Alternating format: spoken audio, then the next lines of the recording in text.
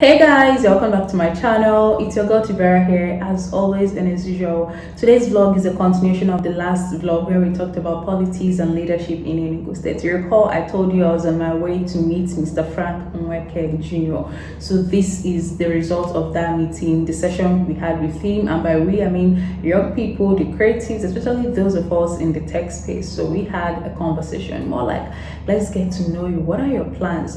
How do you intend to cater for us? And if you'd agree with me, you know that Enugu has a great number of young people here. In fact, majority of people in Enugu are young people. But the sad news is that a lot of us tend to leave Enugu after a while simply because our interests are not being catered for. We are not even considered in the grand scheme of things. So a lot of us tend to move out in search of greener pastures and all. But Mr. Frank has a lot in store for young people. So that was the session about it. We met with him, asked him questions, heard him, and I'm hoping you find this video interesting. Even if you're not a young person, you should find it really helpful because he's hoping to become the next governor, and you deserve to know what his plans are for. How does he hope to restructure or improve the state? How does he hope to cater for young people?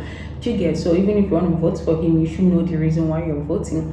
Even if you don't, you should also know the reason why you shouldn't. Okay, and I think this is a very good platform for you to hear him out and get to know him better. All right, so the meeting happened at Roots Restaurant here in Enugu, and all of these videos are our conversations with him. So I do hope you like it, and if you do, please share this video with your friends and your family. Hit the subscribe button to subscribe to my channel. Drop your comments and your thoughts. What do you think about him? What his plans are? Do you think they're feasible? Do you think they are empty promises? Do you think it's just one of those things, or do you think really that this man has the interest of the youth and the state at heart and deserves a chance? Let me know in the comment section. You know how we do it.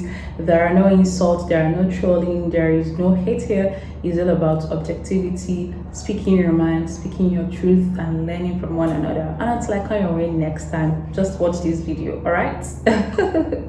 So guys, no much introduction. I want to introduce you guys to my friend, mentor, also senior brother, right? I'm also a very big friend of our small tech community. Mr. Frank has been one of the most important figures for me in the tech space here in Enugu. Behind the scenes, it's not like, he doesn't write code now, and it's not like a 20-something-year-old. So, but behind the scenes, he has always been around, always been around, right? So I reached out to my guy and said, why don't we come talk to our people here now? I was like, it's true, Timor, this is your people. In the tech. I said, you know how we are, right? It's okay. So I reached out and want to have this conversation with Mr. Frank, an evening with him, have a conversation, discuss with him, because he has been a very good friend of ours. I don't know, were you 2018, 2019 pick some of code, were you around? Okay, you know they're around Genesis 2018, 2019, right? Then you always see him around the office, right? So he has us in mind, and was okay, let's have this conversation. And it's okay, no one, let's chill, let's have the discussion. So guys, I present to you Mr. Frank Nweke Jr. So guys, it's an open house, right? There is no big man on big table. Everybody like. So it's an open house. So be very free, ask questions. Let's have this conversation, right? The idea is that we want to take Enugu somewhere. There's where Enugu used to be, and there's where Enugu should be. My name is Chris. I'm into software development, and I'm the CEO of EcoCraft. CEO of EcoCraft as Academy. So we're into training of young people, trying to join the tech field. So that's what we do. My name is Nweke, the product designer with Legacy. My name is Vera, calling on to be magic. So I'm a radio and TV presenter actually, and apart from that, I'm also a sound designer. That's how Good day, everyone. My name is Elliot, and I'm a software engineer with APGA. Good everyone. My name is Ifedele, and I'm a software engineer. So more on blockchain. I'm heading towards blockchain engineering. Aiming towards blockchain engineering. My name is Nweke. I'm a product manager. I do digital products and I organize communities in Enugu. Okay, my name is Joshua Nweke. I'm the lead mobile developer at Zibos and Blockchain of Africa. So technically, we are much more concerned about bringing blockchain adoption into Africa as a whole. My name is Oko Benjamin. I'm the co-founder of Zen Finance and Ugo. Zen Finance and Ugo is very popular around here. I'm Damilola. I'm with the campaign team. I came all the way from Lagos to Enugu because of the campaign, so that should say a whole lot. Welcome to you. Thank you. It's a true question to come. So, Tibo and Makara, okay? So, I work with One Stack Nigeria. So basically into business process management. To make it routine, make it faster, make sense of data, and then you drive from there, that's all. Thank you. Good evening, everyone. Good evening. My name is Emmanuel Ochedozie. I'm an automobile engineer with Tetralog, Mercedes-Benz Tetralog, and went to Caritas University. That's where I graduated from. My name is Joshua Wong, and I'm currently a front-end software engineer. Then again, I'm also a community lead for Green Space Africa. Good evening, everyone. My name is Vitalis Precious Amarachi, and I'm currently learning project management, and I think that's all for now. Yeah. My name is Emmanuel Onwoha.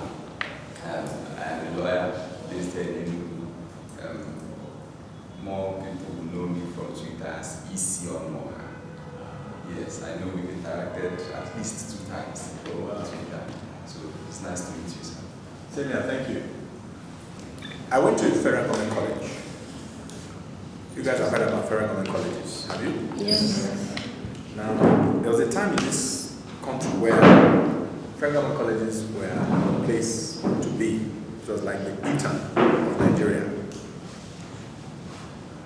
So we have an umbrella association called Unity Schools Old Students Association, called USOSA for short. Some years back, not too long ago, we just came together and said we needed to really, build the organization, that you have a lot of people, very diverse group of people in this country who went to these federal colleges. So like, off the top of my head, in my class in FGC Maiduguri, had Babatunde Ogunye, Baba Salihu, Sule Sani, Mariam Shatima, Lami Yusuf, Basi Antia, very diverse.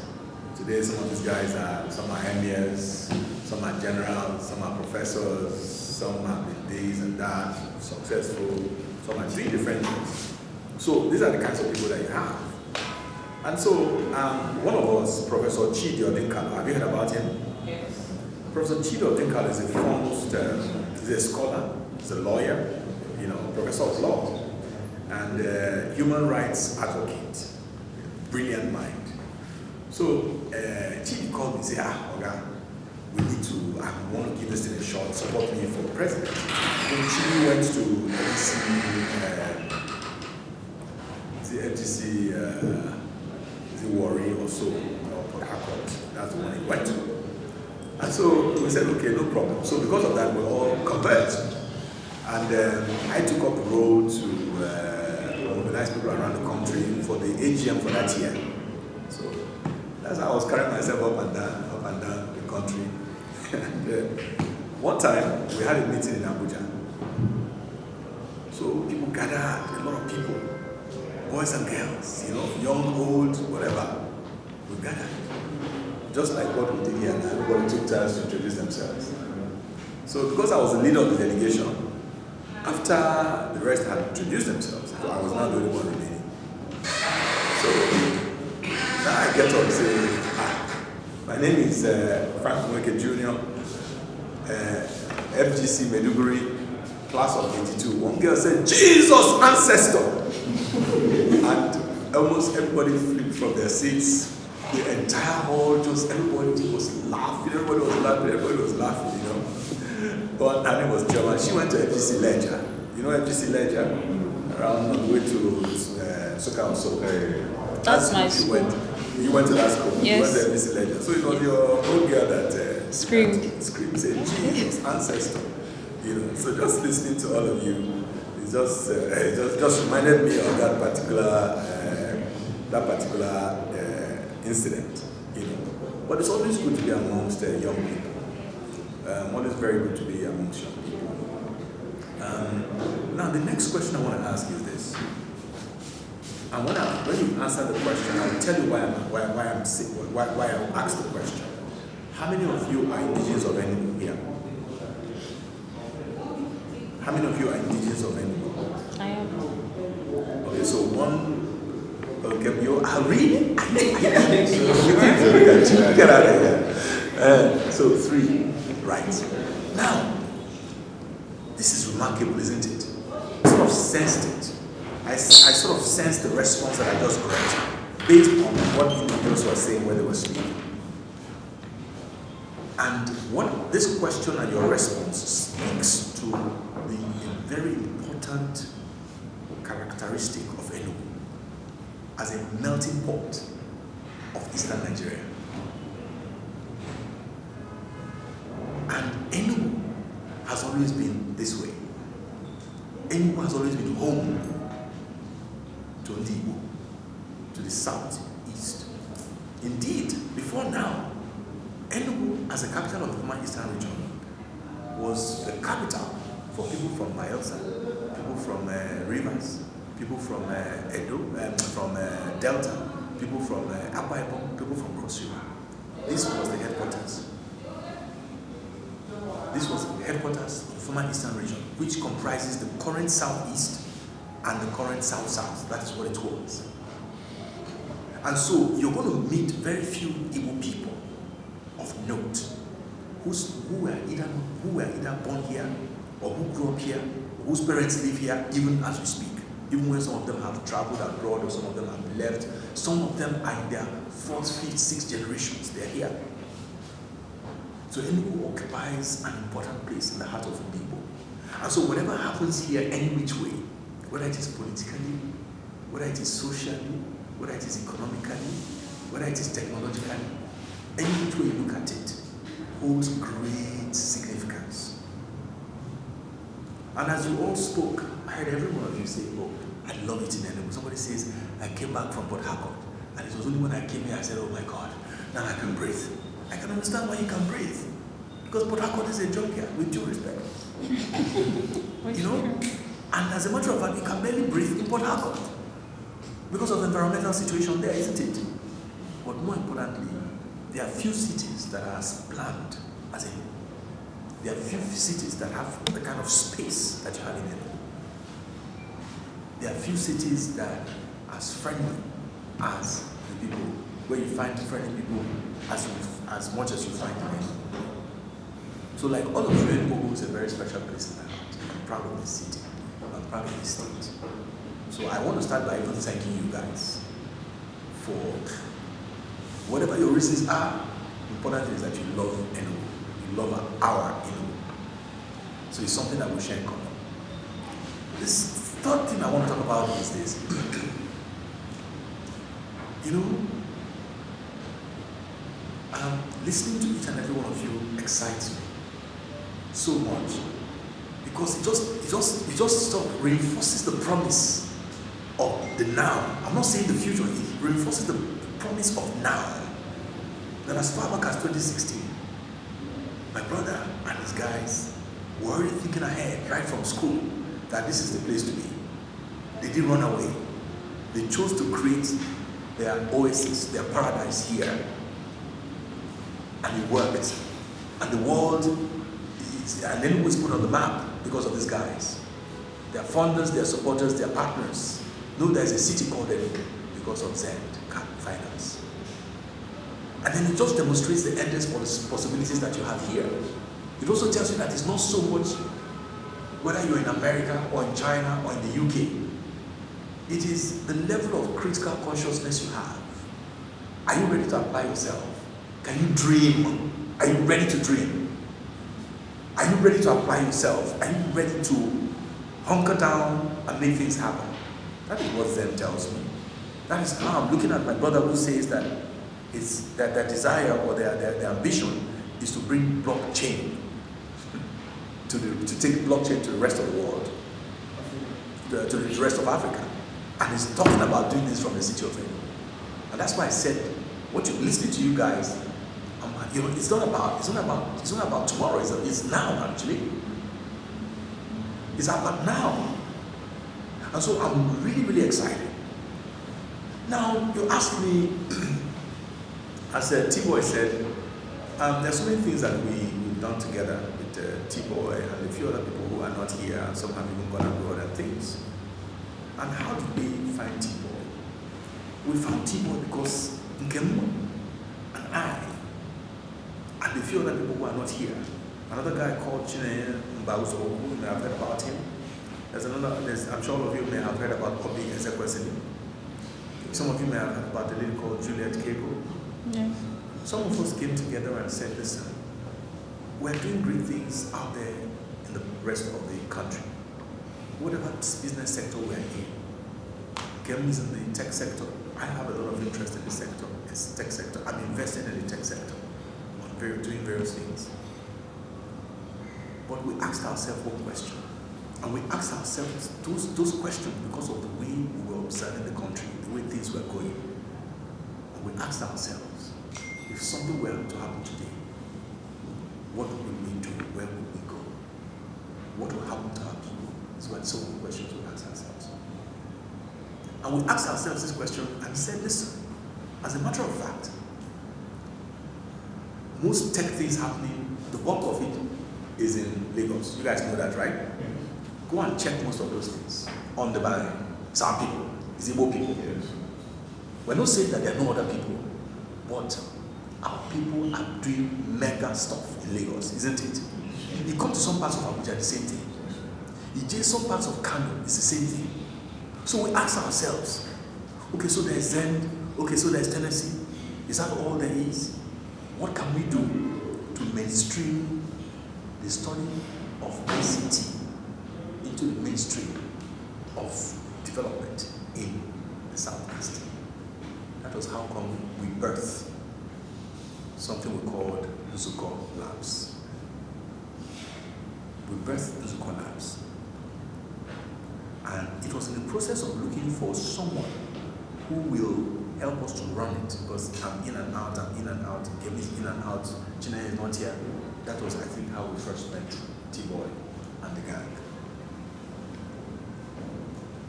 And so, like he said, I am not in the faces of people, but I have this keen interest, not just me, there are other Igbo people sitting TJDC who have a keen interest in technology and what is the place of the Southeast to make sure that we're not left behind, to make sure that our people have the same opportunity.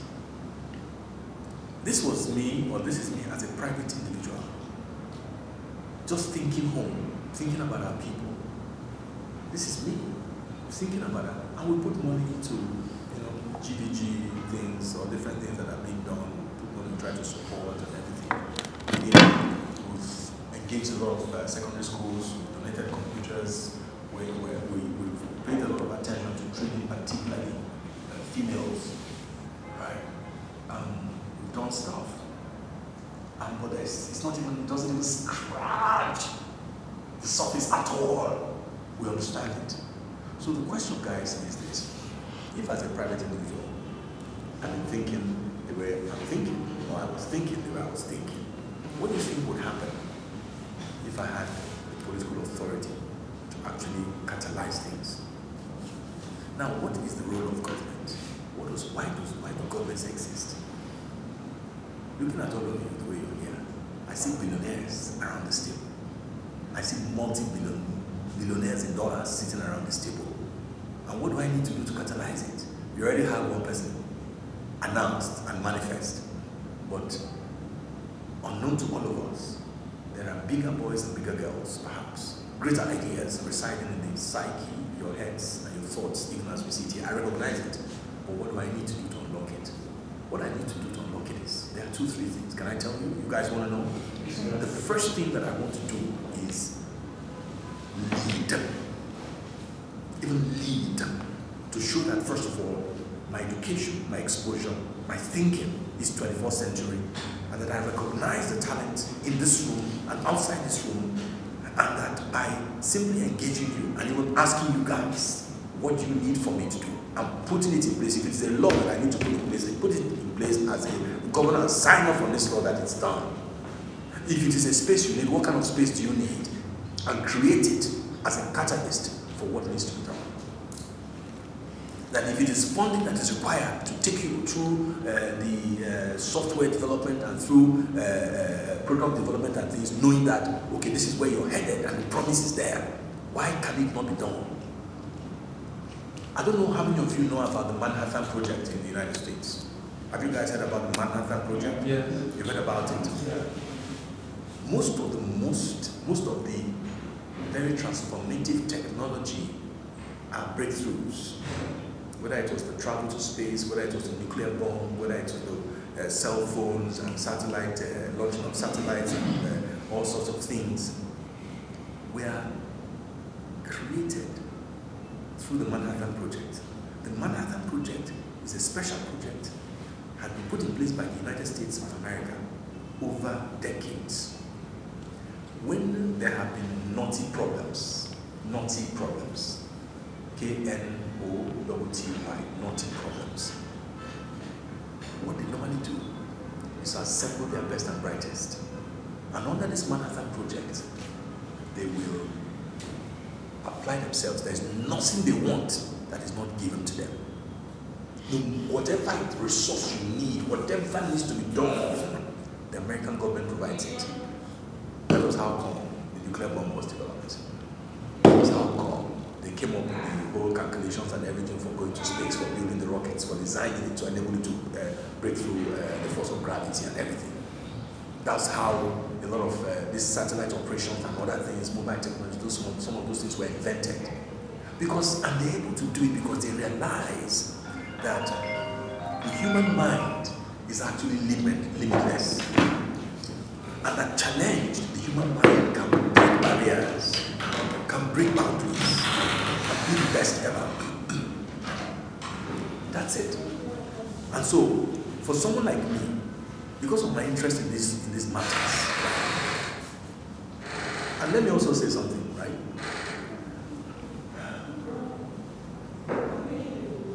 I would like you guys to support me as your governor, but if I'm not elected governor, the assurance that I want to give some of you is that it will not be the last time you guys will hear about me in terms of the kind of support, the kinds of work and partnership I'd like to have with you. Take that to the bank. Because if I can invest outside with my friends and colleagues on things that I fully believe in, and those things are working, then I can put my money where my mouth is, even in this room. Some of you guys, based on whatever you're doing, and the viability, want to be convinced that this thing holds promise. Why not? You can do it. So I really want to thank you guys.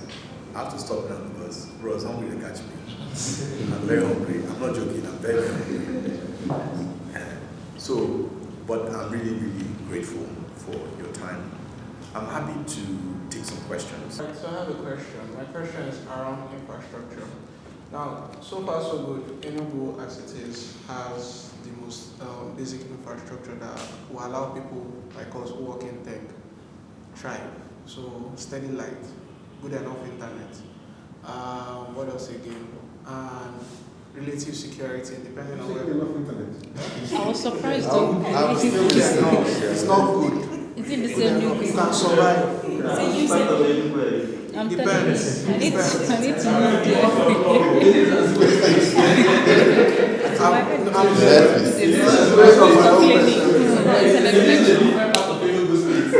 think the statement is relative. So Relative. enough depends on his What definition depend of on it. it can be better, I mean, security depending on wherever you are, also, which is very lacking. I mean, I know many times that me and so effectively have been stopped. Other than that, my question is around infrastructure. What are your plans? I mean, Enugu City is lacking in the most basic thing, which is water supply. It's been there, I arrived, I met it like that. Now, I'm someone who grew up in Lagos. I'm used to the idea of I need to shower. I shower as much as I want. But yeah, now, you're either relying on the tanker to bring water, you're doing microeconomics with the water. Road network, it depends on wherever you are in. Security, still dependent. So my question is around, what are your plans for infrastructure? Healthcare especially. Okay, thank you very much.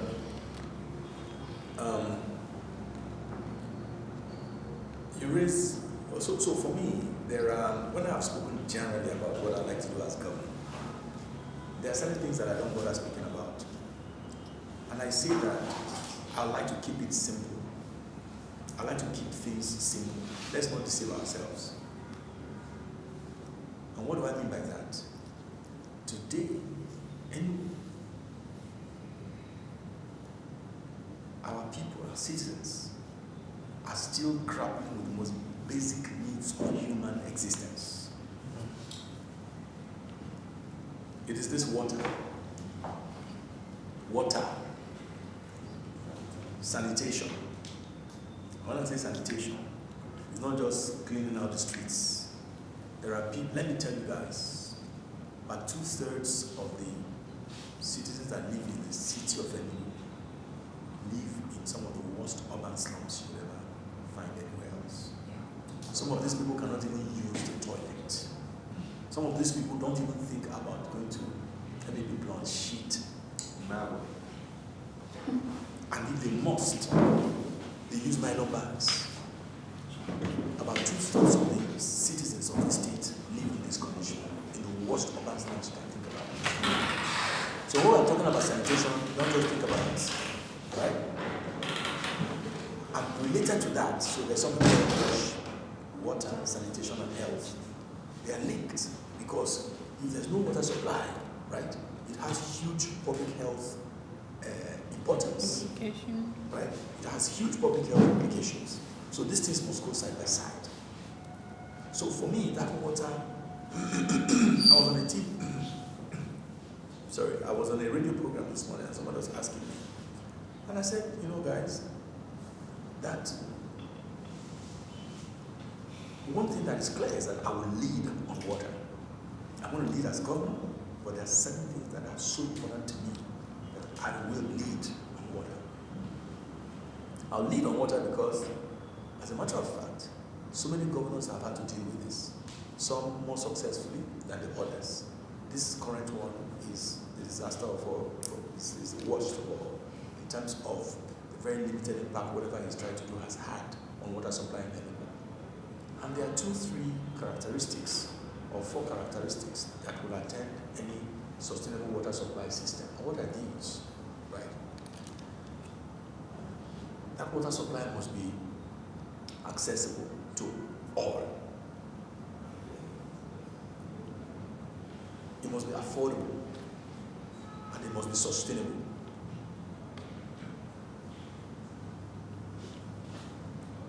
Last but not the least, in fact, this is even precedes affordability, is the water must be clean. It has to be hygienic.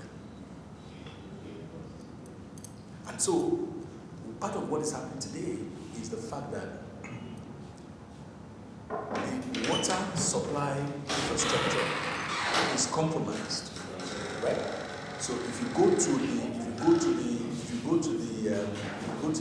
water system, am I the only one? No. Are you sure? Yes, sir. It's coming now, and my one has come. Everybody will now be looking at me and not have any time. How long will it take me to finish the food? Yeah? So, as I was saying, right? So, if you go to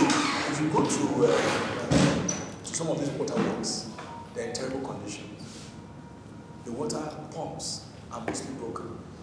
The pipelines are mostly have deteriorated. The integrity of the pipelines have deteriorated. There are a lot of water pipelines on which buildings have been put because of poor town planning practices. Because of poor town planning practices. And so it's important that these initial things must be done to do a full-scale diagnosis of where the bottlenecks are, what the issues are, and resolve it. But in order for this water to be sustainable, it is not unlikely that we need to get the private sector involved.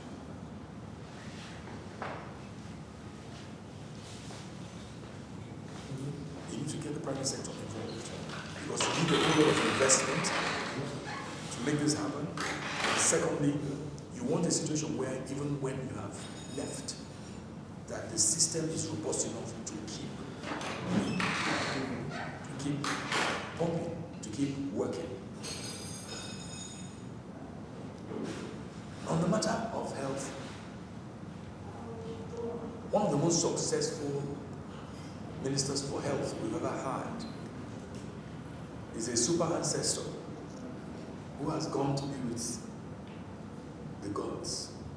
His name was Professor Nweke, the eldest brother of the late Vera. Was a professor of medicine, trained at the University of Ibadan and abroad. He was the one that was Minister for Health when General Babangida was president.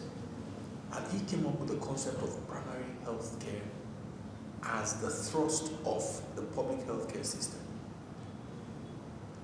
He was the one that came up with the concept of primary care. What is this primary health care?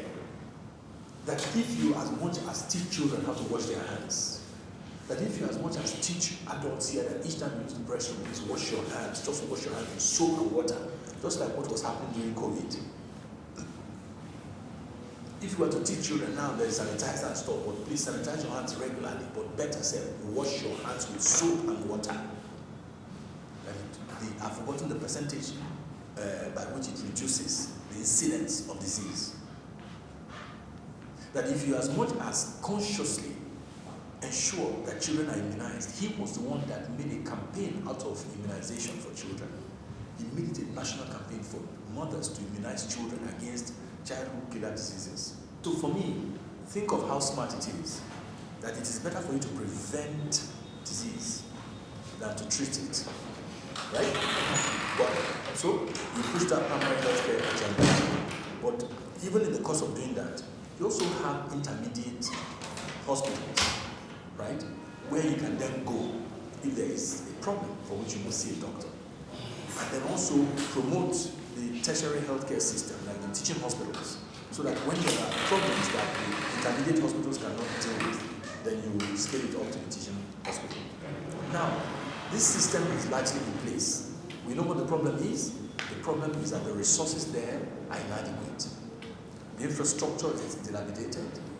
The equipment are either not there, or when they are there, they are broken down and they're not fixed. You now have to go out to private hospitals where they charge extremely exorbitant fees. And so, as government, the challenge is how do you find the right professionals who have the right mindset to actually do their work as public health practitioners and not seek to damage or undermine what they have in the public health system in order for them to go to their home and go and earn money from there. It's important. And that's where you see the mindset of the citizen is critical. And so when you look at the theme of my campaign and I say, arise, let's rebuild Enugu, it is a recognition that we need a partnership, that there's only so much you can do as candidate or as governor, that you actually need the partnership of the people. And I believe very strongly that if you communicate effectively and help people understand the role they have to play in the development of a state.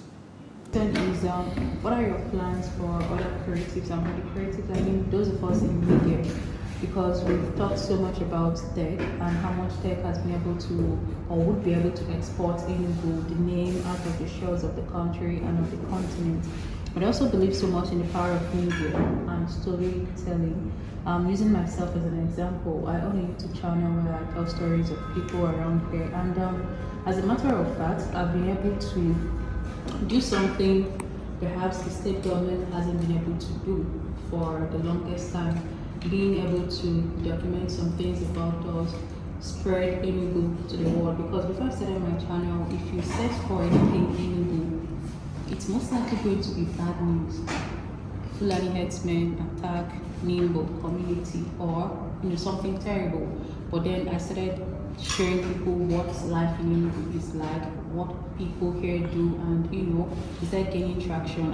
For the 2 years I've been doing this, I've been able to get people who, for whatever reason, because of my videos, want to come to Enugu.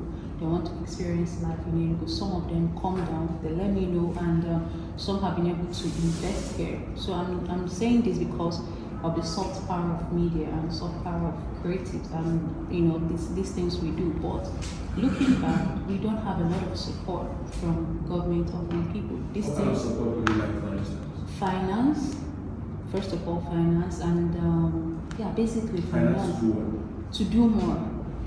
I understand clearly that we need to project this state. We need to market this state consciously. There are things that the state may have to do. There are things that individuals will have to do. And I will pursue a very vigorous partnership with the media. You need partnership with the media.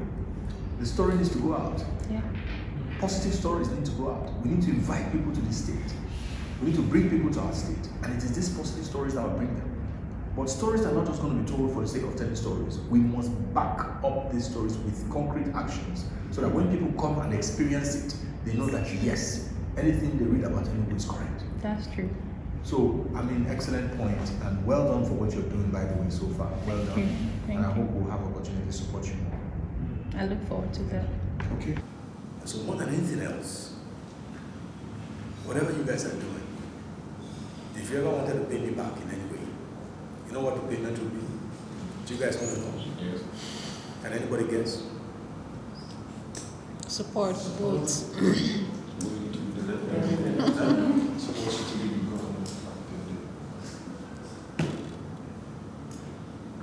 I want you guys to stay back in Enugu. Stay back in Enugu. Bring the world to Enugu. There's no greater reward that I can get than to have this group of young people and others who are not here, choosing to stay back here, building their life here, building their homes here, raising families here, for the world to come to us. For the world to come to us. Because we've built our own tech ecosystems, we've built our own Silicon Valleys. And you know what, really guys, we're going to be situated in a real valley. Because Enugu is surrounded by hills and there are so many valleys. Mm-hmm. So for me, our own valley will be in a real valley. I can't think of any greater reward for me than for you guys to build your families here, raise your families here. Go, travel, come back, but this is where you are. Let the world come and see Enugu because we're here, because you're here, because of what you guys have done. That is the greatest reward that you guys can offer. In exchange for whatever support either I provide in my private capacity or as a government organization. How are you? That's it, really. Honestly, that's it. So I thank you all. One thing that you guys can be sure about is that the tech policy of government, I have an idea of what I want, but who is better placed, or who are better placed to design a tech policy for a government than the people who are the practitioners, the people who are in the sector? There's no one that is better placed than the people sitting in this room to design the tech policy, the ICT policy for a state or for any country than the people who are sitting here. So thank you so much.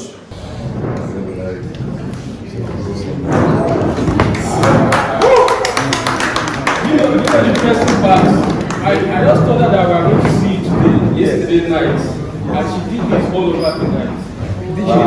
Did she work? Yesterday night, she just started it yesterday night.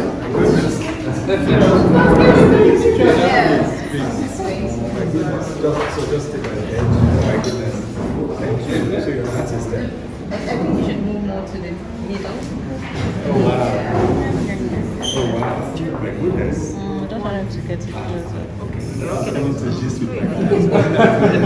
Kind of. I'm going to get a gift to family. My goodness. Thank you. Thank you so much. Thank you. Thank you. My goodness. This is nice.